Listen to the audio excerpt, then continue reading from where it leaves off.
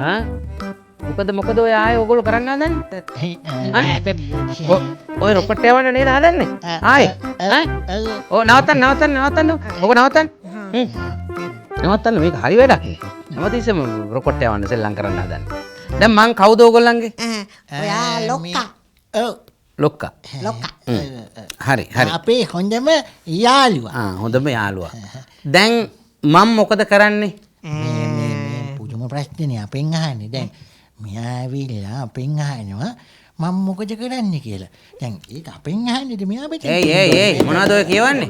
නෑ මේ අපි මේ බැලුවේ මේ ලොක්කා කරන්නේ අපිට උගන්වනවා. අන්න හරි. මම කරන්නේ දරුවනේ ඕගොල්ලන්ට උගන්වන එක. එතකොට ඕගොල්ලෝ මොකද කරන්නේ? අපි ඉගෙන ගන්නවා. අන්න හරි. මං එතකොට මම කවුද ඕගොල්ලන්ගේ ගුරුතුමා. දැන් ඔය දරුවෝ දෙන්න මේ චුට්ටයි බුට්ටයි ගුරුවරයෙක් ඉදිරියේ හැසිරෙන්න ඕන විදිහටද ඔය හැසිරෙන්නේ? එතන නම් පොඩි ප්‍රශ්නයක් වුණා ලොක්කා මේ ඇත්තටම මේ අපිට සමාවෙන්න ඕනේ පොඩි. අන්න බලන්න. ඒක තේරුම් ගත්ත එක ලොකු දෙයක්.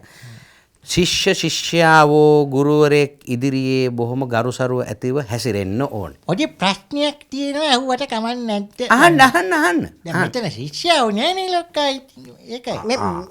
මේ බුට්ටෝ. මේ පාඩමින් පිටපයින් එපා. ඒක හරි. නෑ හරි. මෙතන ශිෂ්‍යයෝ නෑ. නමුත් මම කියන්නේ දරුවනේ ශිෂ්‍යෝ හැටියට ගුරුවරයෙක් ඉස්සරහා බොහොම හොඳින් හැසිරෙන්න ඕන ගරුසරුව ඇතුව. අනේ ලොක්කා. අපෙන් වරදක් වුණා නම් සමාවෙන්න. අන්න ඒක බොහොම හොඳ ගතිගුණයක්.